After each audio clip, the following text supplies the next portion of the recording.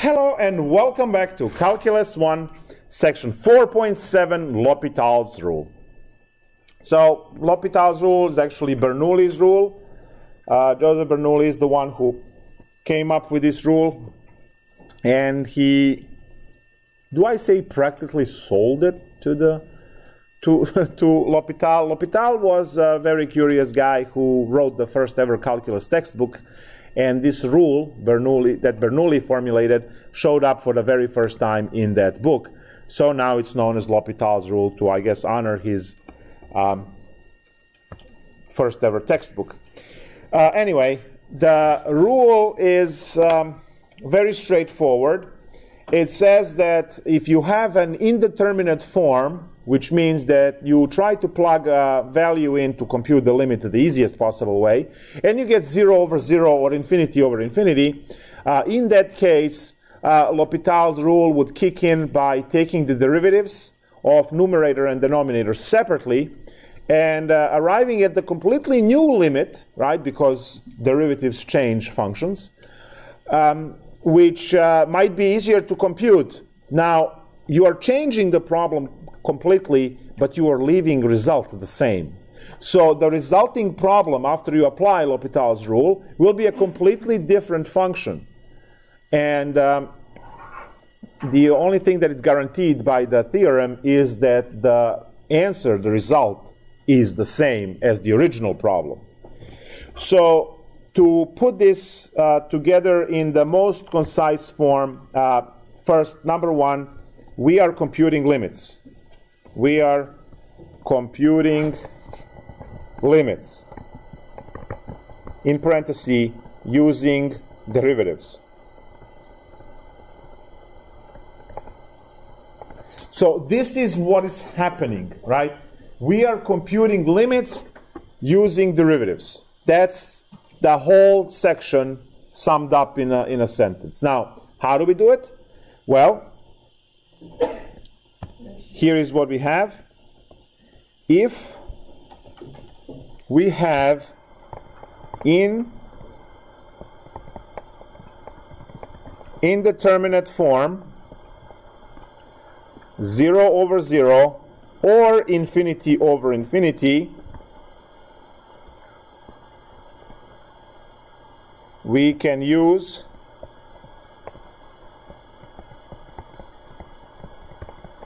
L'Hopital's rule,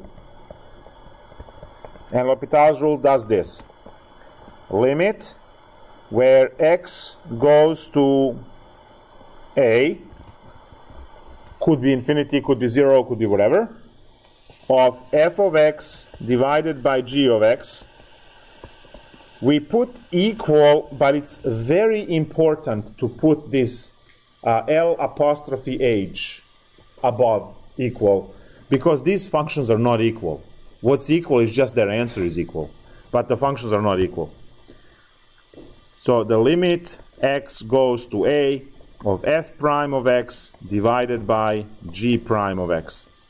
So this is the equivalence that L'Hopital rule, right, Bernoulli's rule, is guaranteeing. We have the 0 over 0 or infinity over infinity, and then it says you can take independent derivatives. Let me write that in blood as well. This is not a quotient rule. This is not quotient no coughing rule.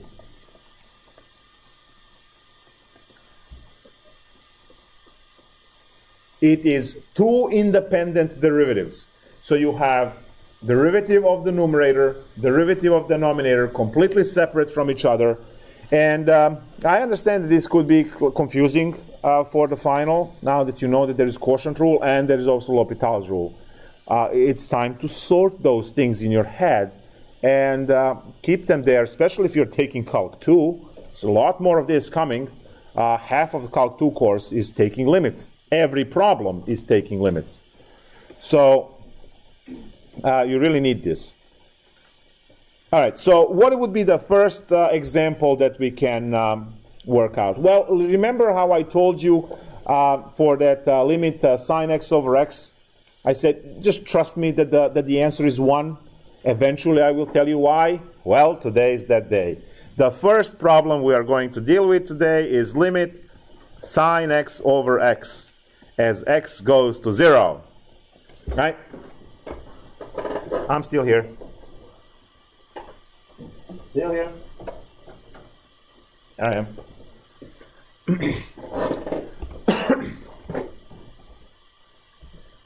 So, what do we have? Well, we know that we learned in chapter 2 the most basic way to compute the limit, which is something that gives us the y value, is to plug x into the problem. Now, you see what happens when you plug x into the problem? You get 0 divided by 0.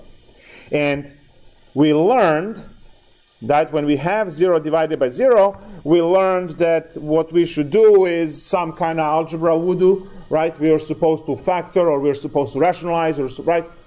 Well, there's nothing that you can do for sine x and x. You can't factor, you can't rationalize, you can't do any of those things that you would like to do in 2.3, right? So you're stuck, right? And this is why I told you, just memorize that the answer is 1 for time being, and eventually we'll know. Well, now we know. When we have indeterminate form, 0 over 0, we are to take 2 independent derivatives. So we'll put L apostrophe H on the equal sign, and then copy the limit with x goes to 0. Derivative of sine is cosine x, and derivative of x is 1. Plug it now. It's 1 over 1, and the answer is 1. And there it is.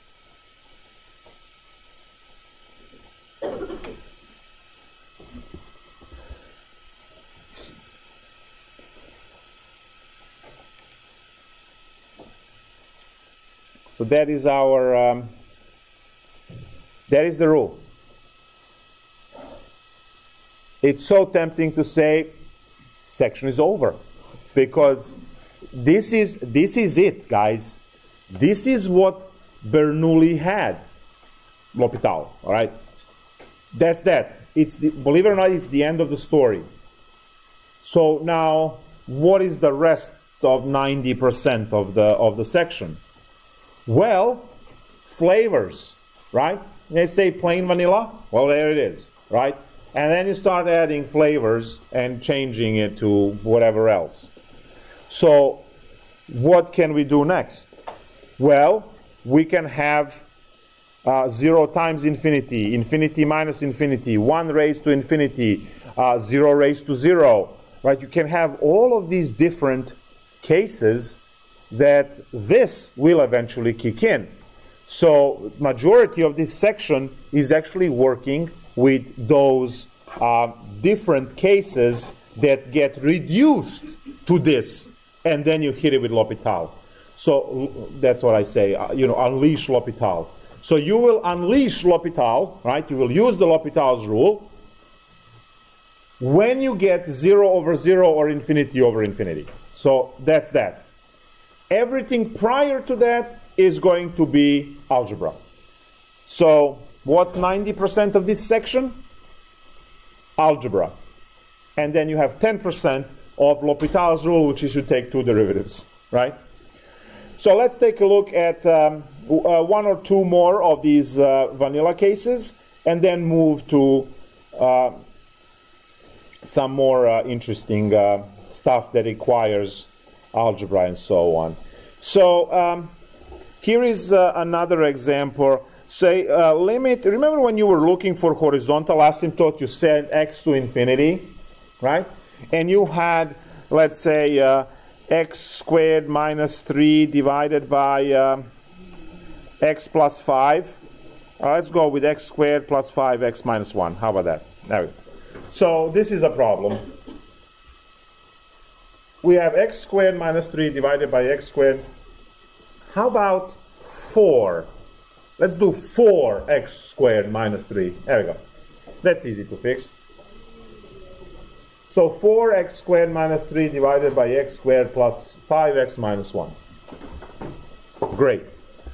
The problem is clearly in chapter 4, and you know what to do in chapter 4. What do you do in chapter 4? I mean chapter 2, section 4 or 5, whatever it was. Section 5. What was the way to solve this limit? Note to self, put on the final. It's a horizontal asymptote, you need to know it. It's your Calculus 1. What was the method? Come on, someone, please. Oh, you're waiting for subway to pass. Okay, fine. Yes, very good. You divide by the highest exponent everywhere and write everything cancels. Good. So that was the way to deal with this problem in chapter 2. But look now. We have so much power now. You plug in infinity everywhere and you get infinity divided by infinity, right? The top will be infinity minus 3. Well, and then the bottom is infinity minus 1. So yeah, it's still infinity. We have infinity over infinity, which is indeterminate form, which means we can unleash L'Hopital. That means derivative of the numerator, derivative of the denominator separately from each other. So that's going to be 8x divided by 2x plus 5. All right, you want to solve this, you plug in infinity, and what do you get? Exactly. You get infinity over infinity again, which means you can go and use L'Hopital's rule again. So now we are getting a limit of 8 divided by 2. Well, that's 4. And the problem is solved. So instead of dividing by the highest exponent and shoveling through all the algebra that you have to do, right, reducing and canceling and so on, how about just 2 separate derivatives and be done? So you see that the rule is very, very powerful. And it helps us grind through some of the older rules we learned much quicker. So, you know, those are the examples of the basic state. And this is 100% what L'Hopital's rule is. What comes next is modifications, which means we are going to take a look first at the 0 times infinity case. And again, the goal and the rule, the goal of this rule, or of this case, is to actually switch this into the case where you can use L'Hopital's rule. So, what do we have for something like this? This is case. There we go. Should have put K there. Case. It's not case. It's case. It should be K. I have a language. All right. Well, anything times 0 should be 0, right? And anything times infinity should be. So we see a little bit of this, right? Which one is it? Well, in some cases it will be 0. In other cases it will be infinity. But also there will be cases when you get 3/4, right? So next time someone tells you, what do you know? Oh, I know how to multiply 0 into infinity and get 3/4. What do you know? Right? Ask them to spell L'Hopital. That's, yeah. So let's take a look at this case. Now, what are you supposed to learn for this case?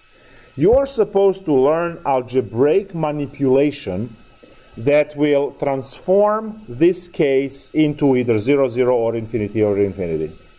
So what you are remembering is that f of x is equal to 1 over f of x.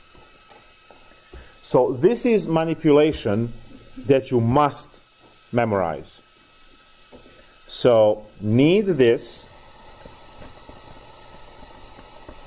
to transform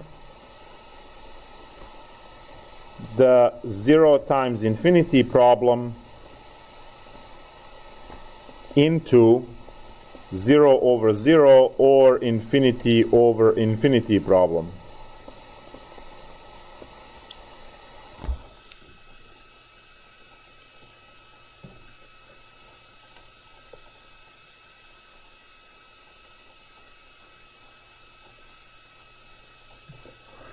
So let me give you immediately an example. Say limit x goes to 0 plus of x ln x.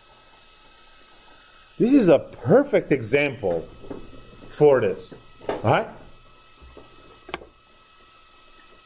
What do you have? When you plug in 0 for x, you have 0. When you plug in 0 for x in ln of 0 is negative infinity. Now, we don't care whether it's positive or negative infinity. It's just infinity. So what I have here is 0 times negative infinity, which we don't care. I'm not even going to bother with the negative. Just 0 times infinity. That's good enough. So we have 0 times infinity here. So what am I going to do? Well, I'm going to use the rule up there, which is the basic algebra, and change one of the two functions, in this case x. Change x using this, and then try to plug in 0 again. We will have infinity divided by infinity, and we can go off with L'Hopital's rule. So here's what happens. Now I'm going to use the rule. I use limit x goes to 0 plus, and I will have ln x divided by 1 over x. So this x becomes 1 over x in denominator.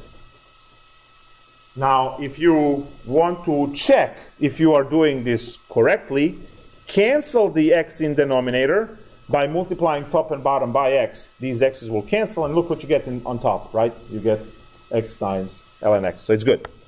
All right, so that manipulation was valid, right? We used this manipulation to transform the problem. We haven't done the problem yet, right? So now we're looking at this, and we see that we have ln x divided by 1 over x. This is the main division line, right? Main division line is the one that it's running into middle of m every time. So, I mean, you are now Calc 1, your OCD should be high enough to know that, right? That the main division line is the one that hits middle of m.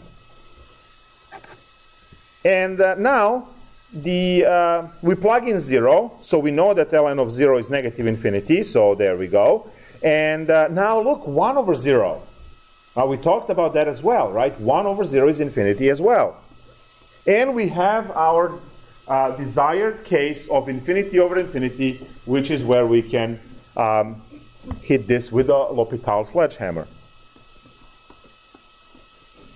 So we use the L'Hopital rule, and we get, again, don't forget to write limit in every step. The numerator becomes 1 over x, and denominator becomes negative 1 over x squared. These are independent derivatives. Derivative of ln x is this, and derivative of 1 over x is negative 1 over x squared. You might want to memorize derivative of 1 over x, especially if you're going to Calc 2. Memorize the derivative of square root of x, again, especially if you're going to Calc 2, because they pop up all the time, and you don't really want to go and sit there with a basic rule 15 minutes trying to figure it out every time. So put aside, again, if you are going for Calc 2, 3, and past, you are going to see this like 5,000 times. So just put this note on a side. We know how to do this, quotient rule, chain rule, all the other rules, right? We know how to do it, but you don't want to think about it. You don't want to think about it. You just want to have it at all times. You're going to see this one at least 6-7 times today, just today. So you should be knowing that. Anyway, so independent derivative of ln x is 1 over x, completely separate. Derivative of denominator is negative 1 over x squared. Now go ahead and solve double fraction. So double fraction over here says that two that are far apart multiply on top, and two that are close by multiply on the bottom. So what I have is negative x squared divided by x. Again, more algebra. We are going to cancel here, and we just have negative x, which is 0 when you plug in 0. So in this case, 0 times infinity gave us 0. That's that. Let's take a look at a different case.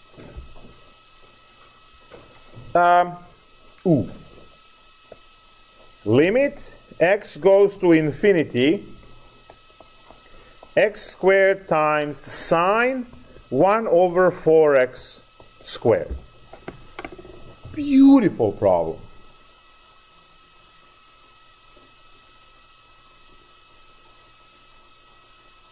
When we plug infinity, what do we get? Well, we get infinity squared. That's infinity. But over here, you get 1 over infinity. 1 over infinity is 0. Good.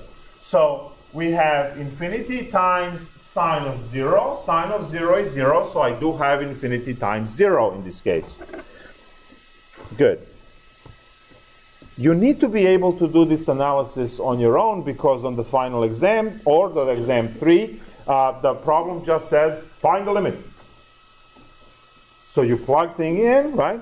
Infinity in this case, 0, right? And you go, okay, 0 over 0. It's 0 times infinity. It's 0 to the 0 and stuff like that.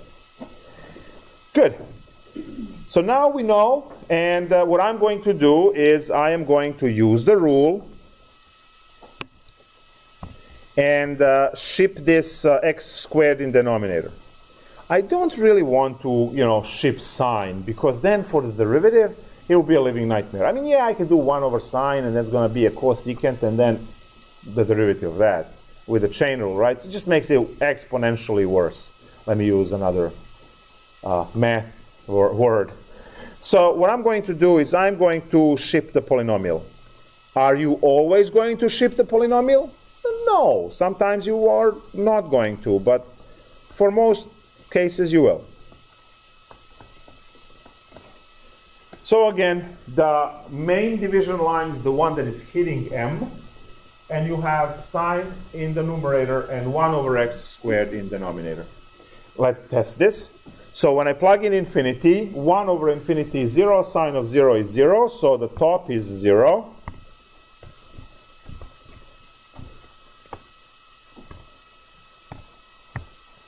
Hold on, there we go. So top is 0, and then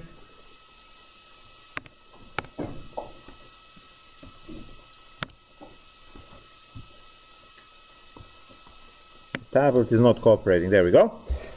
So when we plug infinity for x squared, 1 over infinity is 0, sine of 0 is 0. Now over here you have 1 over infinity, that's 0 immediately. And we have our indeterminate form 0 over 0. So now what I do with this is I take the derivatives. Good. So unleash L'Hopital. Limit x goes to infinity. And we have two independent derivatives. Derivative of sine is cosine with the same argument times, chain rule kicks in, the derivative of the inside. Now, the derivative of the inside, I have x, 1/4 x to the negative 2. That's going to be 1/4 negative 2x to the negative 3, which is negative 2 over 4, which is 1/2 x cubed. Okay, so negative 1 over 2x cubed. What I did is the chain rule. I needed the derivative of the inside, and the derivative of 1 over 4x squared is negative 1 over 2x cubed. So now I need the derivative of the denominator. Well, that one, I just killed a quarter. And if I kill the quarter, that means it will be over here times 4, right? So the answer is negative 2 over x cubed. Great. So I have my independent derivatives. Now,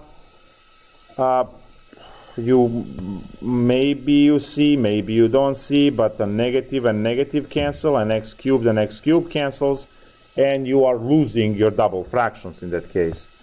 So I have limit x goes to infinity, cosine 1 over 4x squared times 1/2 over 2 times 1/4. So I can put 1/4 in front. Now when I plug in infinity, I get 1 over infinity 0. Cosine of 0 is 1, so this is 1/4 times 1 equals 1/4. Hey, we just multiplied infinity times 0 and get a quarter. Isn't that cool?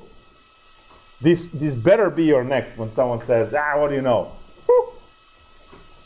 I multiply 0 times infinity and I get a quarter.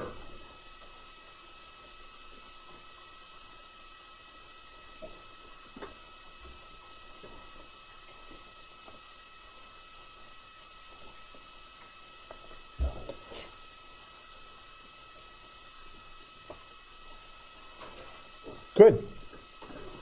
So that was a 0 times infinity case. You must memorize the manipulation, algebraic manipulation, which makes it possible. Otherwise, you can't do this case. Next case is infinity minus infinity.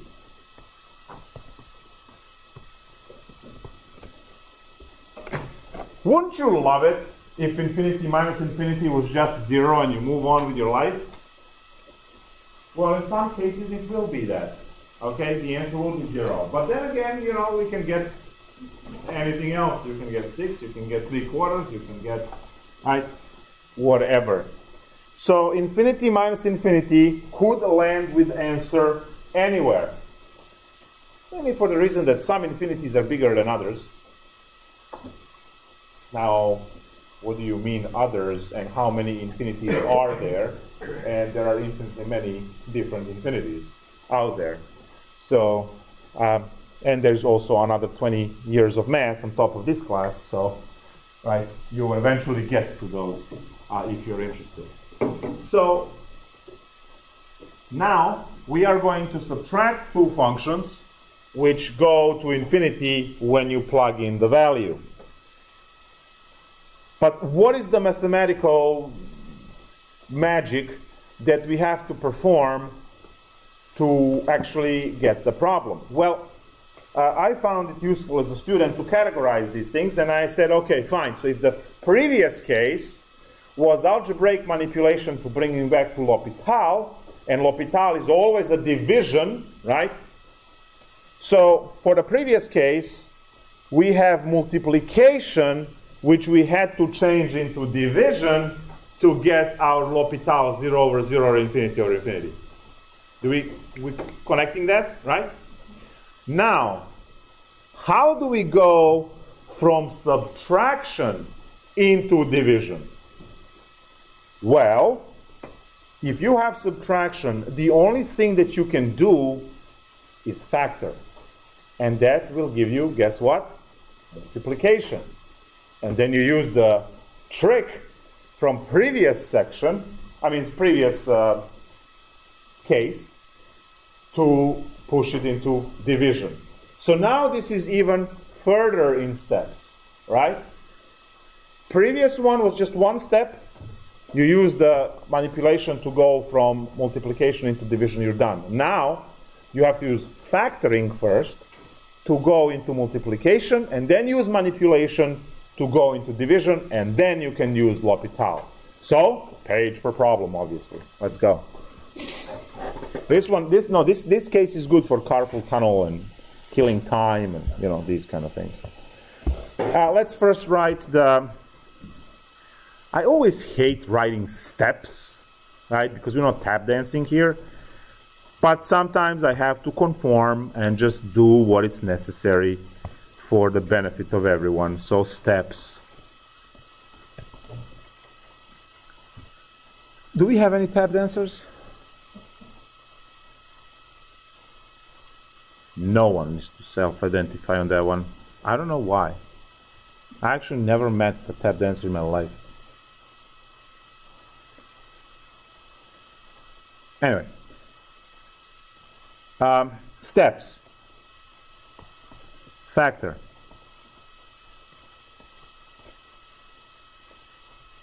To get multiplication.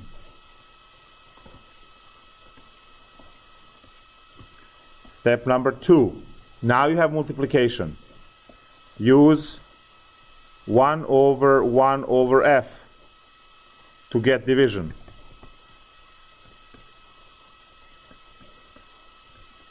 Three, check 0 over 0 or infinity over infinity. Obviously, if you don't have these, your L'Hopital rule doesn't work. Number 4, win. There we go.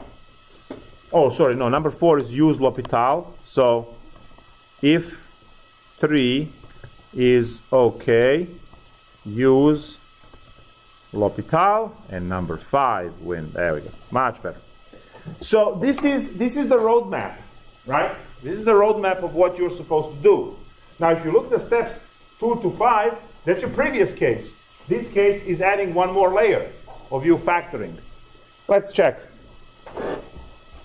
Do we have? We do have. Okay, let's go with this problem. Find the limit. X goes to infinity. I hope you started a new page on this one. Minus, so that you can see the whole thing in one spot. X squared minus 3x. Oh, this might not be that long. Let's see. Right, so here's the problem. And it's clearly infinity minus infinity when you plug in infinities, right? Because you have x goes to infinity, so that first one is clear. The second one, you have infinity squared minus 3 times infinity. That's all infinity. Square root of infinity is infinity. So infinity minus infinity. Great. So what are we going to get here? Right? I mean, we would love 0, but no. Answer is going to be something else. So what do I do? Okay, guys, you need to employ next type of thinking. I need to factor. Well, clearly the only thing I can factor from the first term is x. So I am supposed to factor x, which means that I should have x minus x times blah. Now this x doesn't exist, right? And we can't just put it there out of nowhere, which means that this x here had to be produced by some kind of x squared that was factored out in the parenthesis. So I hope you can follow the line of logic of what we need to achieve, because it's clearly over here we just can't do anything. You're staring at this and nothing can be done. But if you know what must be done, then you can twerk things and then it would work, right? So what do I have? I need to factor this x out. I don't have x in front of the square root. So if I am to have the x into the square root, that x had to be produced by the x that was kicked out of the square root, and that x was squared, right? So now, following this logic, I know that my first goal is to factor out x squared in the parentheses. Now I can do that here, but I don't have x squared here. Well, you can make one by multiplying top and bottom by x. You see that? So this is the $1 million trick, and you only understand it if you work your logic the way of, okay, what do I need? And that, I mean, that's how you solve problems in life, right? What is your goal? What do you want to achieve? I want to get a job. Okay, great. Well, first off, you have to apply, right? And then you have to actually make it to the interview. And then, right? So there are steps. So I know what I need. I need x squared factored out under the radical, and from there, everything should go smoothly. So let's go. Limit, yeah, it's going to be writing limit every line for 15 lines. So x minus square root of x squared 1 minus 3 over x is the leftover. you can already smell that derivatives are going to be wonderful. Limit x goes to infinity, x minus x escapes the root, and we have 1 minus 3 over x. And finally, I can factor out x and have limit x goes to infinity x and then 1 minus 3 over x. There you go. Whew. Now, this better be infinity times 0, otherwise we're going to lose it, right? Let's check. I'm supposed to plug in infinity. So when I plug infinity for x, I get infinity. All right, great. Now when I plug in infinity for x in under the root, I get 3 over infinity, and that is 0. 1 minus 0 is... 1 minus 0 is? Holy nightmare, people, let's go. And then square root of 1 is? And finally 1 minus 1 is? Great. So 3 over infinity is 0. 1 minus 0 is 1. Square root of 1 is 1. 1 minus 1 is 0. Yay. Okay, well, that's good, because we got the form that we need. We have multiplication, which is now 0 times infinity. And this is where the previous case kicks in. We use the manipulation now. So maybe I'm just going to go here, put it like this, all the way up there. That's step 1. Right? Now we're finally going to step 2. We are going to push x in denominator. So I have 1 minus square root of 1 minus 3 over x divided by 1 over x. Okay. We know that the top is 0. And 1 over infinity, the bottom is 0, right? So the denominator is 0 as well, so I have 0 over 0, so I have achieved step 2.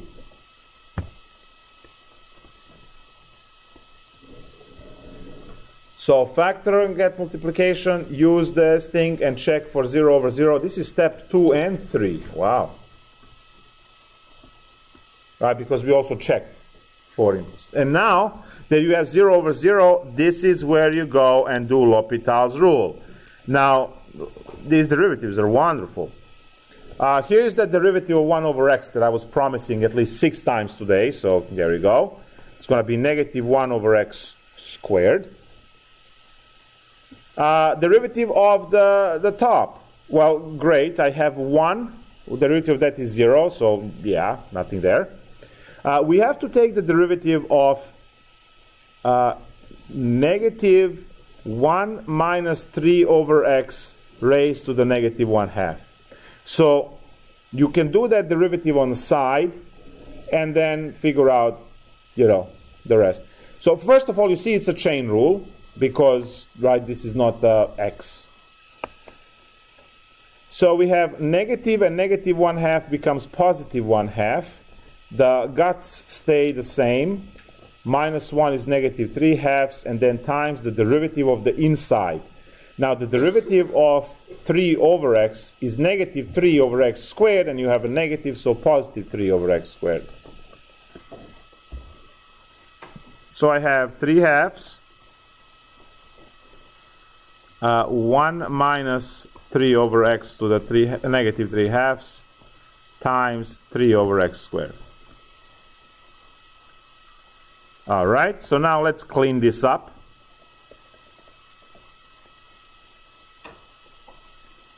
I hope you see that the denominator cancels completely because the x squared and x squared, they cancel. And you're just going to bring the negative up. So you have negative 3/2, negative 9/2, sorry. 3 times 3 is 9. And then you have this whole thing in denominator, which is 1 minus 3 over x raised to the 3/2.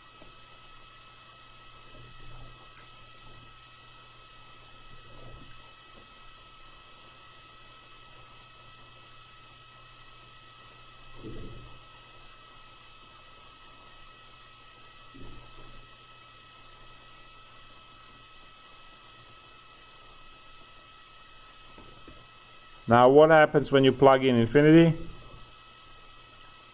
I don't like this answer. Negative, there is some kind of calculation error somewhere. The answer is supposed to be 3/2.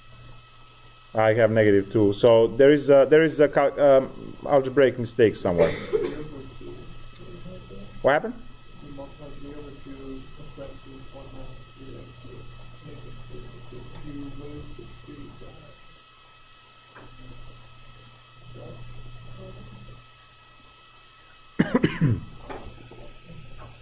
I did what?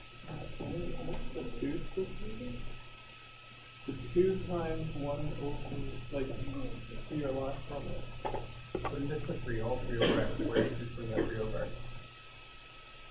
Yeah, it would be 9 over 2, which would just be -3 over. Let me redo this derivative. So we are supposed to take the derivative of 1 minus square root of 1 minus 3 over x. Right? That's the derivative we're supposed to take.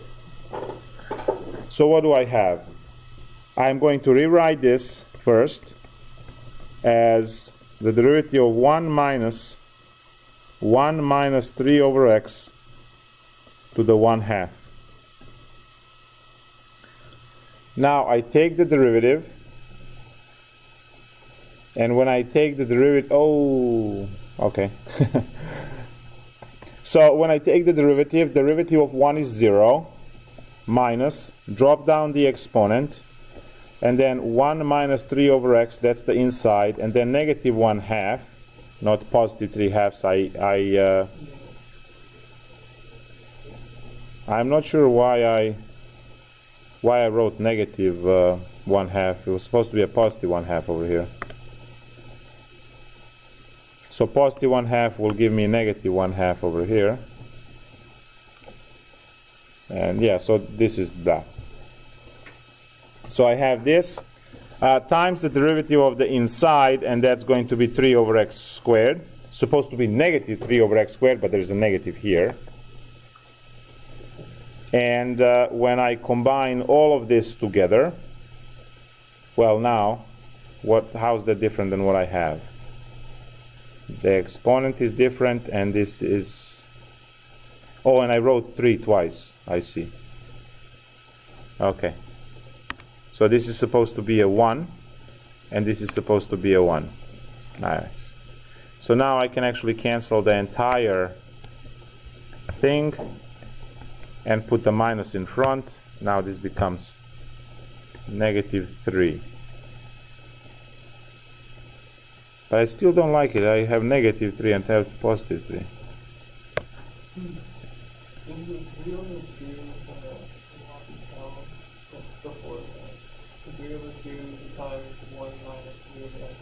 Yeah. The 3 over 2 is supposed to, like, is the denominator of the 2 supposed to go in the denominator? No, it's a 1/2. So here. You drop the exponent down, which is 1/2, so you get -1/2. And then you do the derivative. Oh, there's a minus here, so that's a minus. All right, there we go. And then a minus and the minus gives you a plus. Perfect. Fixed. All right, great. And you can watch this again and again and again too. Whew, good thing I don't have to do this on a test. Like, that's the pinnacle of sarcasm. And irony. Actually, irony, right? Like, I have no clue how I do. I mean, this is insane.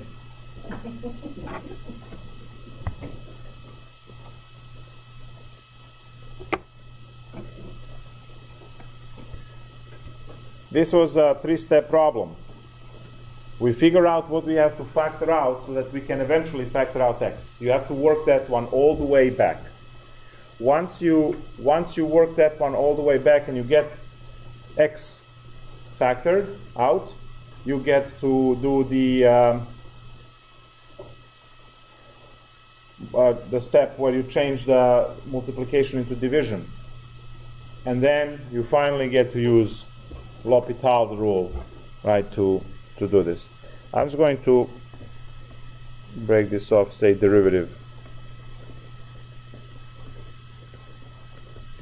Great.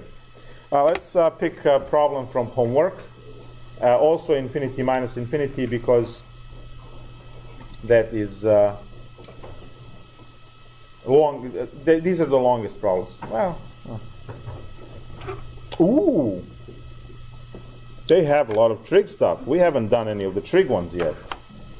So let's pick. What do you want, 51 or 53? There are only two trig. 53 it is. So we have limit, you're going to love this one. Theta goes to pi over 2 from the left of tangent theta minus secant theta. Wonderful problem. We are supposed to have division, which will eventually yield 0 over 0 or infinity over infinity. Now, these are trig functions, so let's see what we get. Well, how do I work out the factoring?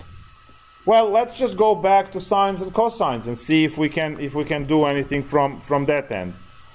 So, using basic algebra for trig, we are going to write sine theta over cosine theta minus 1 over cosine theta. Ooh, I can factor out cosine. 1 over cosine, I mean. So, we have limit. See, these things are not revealed to you until you actually try it. So this is 1 over cosine factored times sine theta minus 1.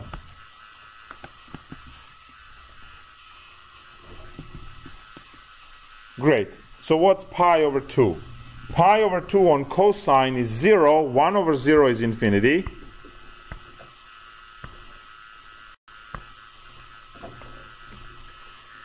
And the sine of pi over 2 is 1. 1 minus 1 is 0. Yay! We have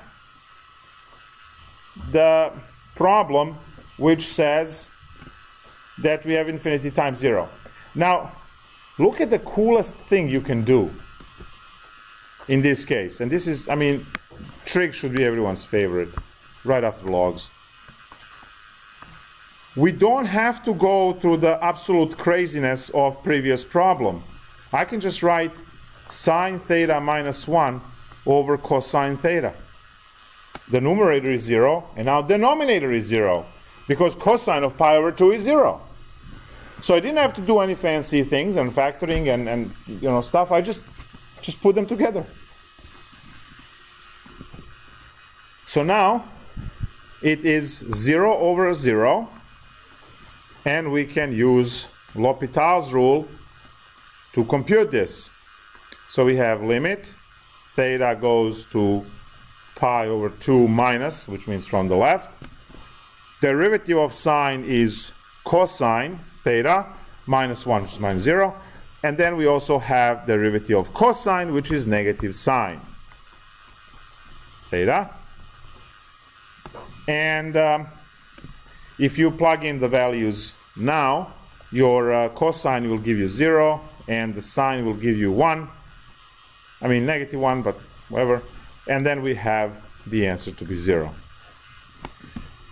So in this case, we subtracted two infinities and did get 0. Previous case gave us 2/3, right?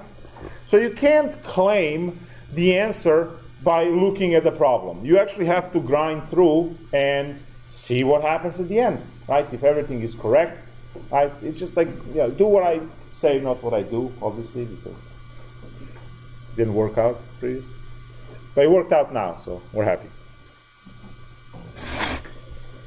Okay. Two more concepts left. So case, 3 cases on a pile now.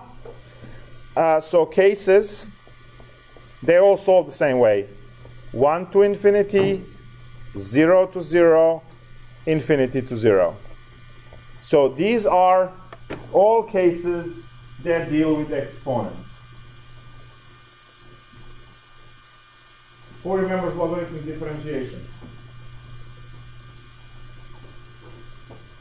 Let's do some limit, right? So logarithmic limitation. I'm just trying to make up something that makes no sense. So we are going to use the same idea.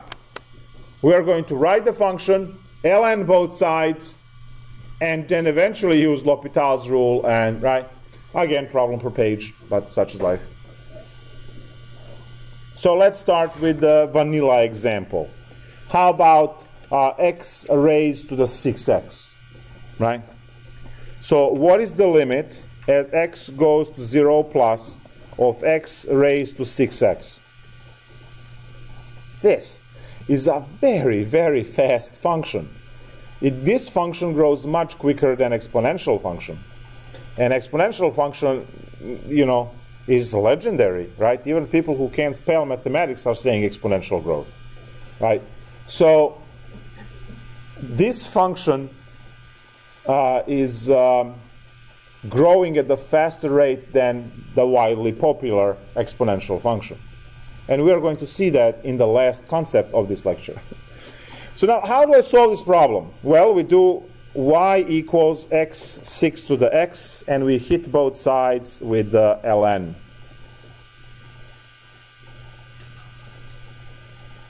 Ah, great, I forgot the limit. Erase, erase, erase, erase, erase, erase, erase. There we go. Now, right, leave some space. Limit x goes to 0 plus of x to the 6x. There we go. And then put ln in front. Much better. Now, some advanced theorems in mathematical analysis later on say that the log and ln can switch spots. Okay, well, that helps. So I have ln y is equal to log, not log, limit, and ln. So limit of ln of x to the 6x. Now, we know the rule. I'll just call it the p rule for logs, which means the exponent goes in front of the ln. So I have ln y is equal to the limit x goes to 0 plus of 6x times ln x. Plug in 0. What happens? Well, our first example for 0 times infinity happens. We have 0 times negative infinity, which we can just write infinity. So you know what to do. Use 1 over f. Perfect. Let's. So ln y is equal to the limit x goes to 0 plus. And now I have ln x divided by 1 over 6x. So that's going to be ln y is equal to the limit x goes to 0 plus 1 over x divided by 1 over 6 times negative 1 over x squared. You see what I did? I split up. Oh, I forgot to write L'Hopital. There we go. So I split up the denominator into 1 over 6 times 1 over x. So 1 over 6 times 1 over x, and then I took the 1 over 6 is a constant, you copy that, then you get negative 1. So the grand total over here is 1 over x in the numerator and negative 1 over 6x squared in the denominator. Now this further simplifies into limit x goes to 0 plus negative 6x squared goes on top and single x on the bottom, which cancels the square. And now we have that ln y is equal to negative 6 limit of negative 6x. So limit negative 6x as x goes to 0. So the whole thing goes to 0. Are we done? No. You see that you have ln(y"? Your ln(y) is 0. You e both sides to get y by itself, and you get what? Perfect. Y equals 1. Right? So we found that the limit x goes to 0 plus of x to the 6x is equal to 1. That's the answer to our question.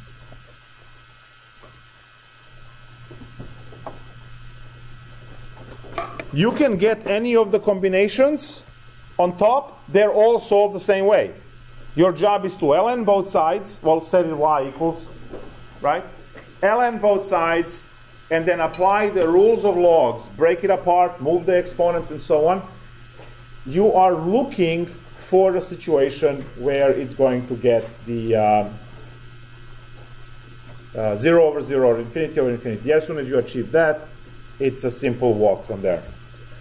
This section has like 150 problems assigned in the textbook. So clearly, I mean, it's a very long section with a lot of calculations. The last part of the lecture is to learn about growth rates, and that will be it.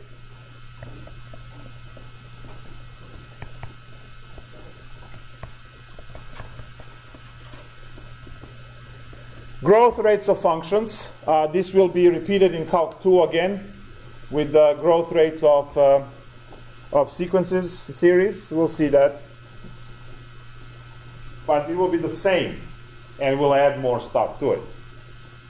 So what do you mean growth rate of a function? Well, I already mentioned, exponential growth. That means the y value is growing rapidly for not covering as much in x. Okay? So the steady growth rate like this, like linear growth rate, and then you have the exponential growth rate, which goes whee. Clearly, this one, the exponential growth rate from the graph is picking up y values much faster as it progresses the same amount in x direction. So now we have I don't want to call it a very comprehensive list. We have the list of things you guys covered so far that are relevant to be compared. So no trig, for instance. By the way, trig is periodic, right? And sine and cosine are bounded by -1 and 1, so that's not going to go anywhere. You can just ignore it. And the tangent obviously can go to infinity, so you have to be careful which part of the domain of the tangent to take, right? So they're not the part of the mix that we are going to talk about. I want to know, with the growth rate of functions, what are the functions that are sluggish and slow, and what are the functions that are fast, for a very simple reason, which I will state at the end. So let's first write this. ln x raised to any power q is going to grow slower than any polynomial. Now, that should be common sense, because when I graph log function, it looks like this, and if I graph the linear line, well, clearly it's growing faster. I can make it much worse for the log by plugging in x squared. I can make it even worse with the x cubed. So you see that the poor log has no chance in competing. The one function they're missing is the square root that goes in between, but that's okay. There's a next course coming up, so we'll add it. The next one is the multiplication of the two. Right? Well, they're both increasing functions. If they're both increasing functions, their product is going to be increasing, so it should be, dare I say, common sense that if you multiply these two puppies together, you are going to get faster function than each one of those individual. Next one is x to the p plus s. Now this means that if you have a multiplication of two polynomials, which should be common sense, if polynomial is faster than ln, and then multiplying together are faster than either one of these, but then polynomial is faster than ln. If you replace this ln with another polynomial, which is x to the s, that's why they're added, that's going to be faster, right? Because on a base, polynomial is faster than ln. All of this is slower than exponential function, right? Because exponential function is, what do you call it? Fast, right? It's exponential growth. And then you have God. X to the x. Is that absolute fastest? No. I come after, right? X to the 2x, x to the x squared, x to the, right? So you can make it faster with function composition, sure. But you know what? I want to look at the base functions, right? Base functions. So these are base functions. This is your ln x, this is your x squared, this is your x squared times ln x, this is your x cubed, faster than that, and then this is your 2 to the x or e to the x, and finally x to the x. To just help a little bit of, right, to see this, I'm going to go with x, 2x, x squared, 2 to the x, and x to the x for numbers 1, 2, 3, 4, 5, and I'm going to check out there because... Now let's take a look at the growth rates. Well, guys, first column, the one that is just labeled x, that's a function. That's a linear line function, polynomial function, right? Y equals x. You see its growth. Growth is steady. Goes 1, 2, 3, 4. Now 2x is going to grow faster because it's 2, 4, 6, 8, 10, right? So for the same distance ahead, right, it's doubled in value. X squared. So what are the values for x squared? Well, that's going to be 1. It's kind of losing. But it's catching up now. 2 squared is 4. And now it's taking off on 3, and then 16, and then 25. So you see that x squared is growing much faster than 2x and x. Now 2 to the x. Okay. So 2 to the 1 is 2. That's better than the x squared. 2 squared is 4. That's the same. 2 cubed is 8. That's worse. 2 to the 4 is 16. It's catching up. 2 to the 5 is 32. It's taking off. The next one over here is 36. The next one over here is 64. You see that? Let's do the 6 as well. Add the 6. So you see that it was kind of iffy and a struggle for 2 to the x, for exponential function to compete with x squared. But then, eventually, when it started growing and winning, it's going to take off. The next one over there is 49. The following one is 128. Right? So you see that growth is insane. X to the x. 1 to the 1 is 1. Humble beginnings, right? 2 squared is 4. Nothing special. All others have that. But then 3 cubed. That's 27. Whew. How about 4 to the 4? That's 16 squared. That's 256. Look at that growth. What's 5 to the 5? A lot. This, even more. Number 7, crazy. And it goes like that. That's how the numbers work in x to the x category.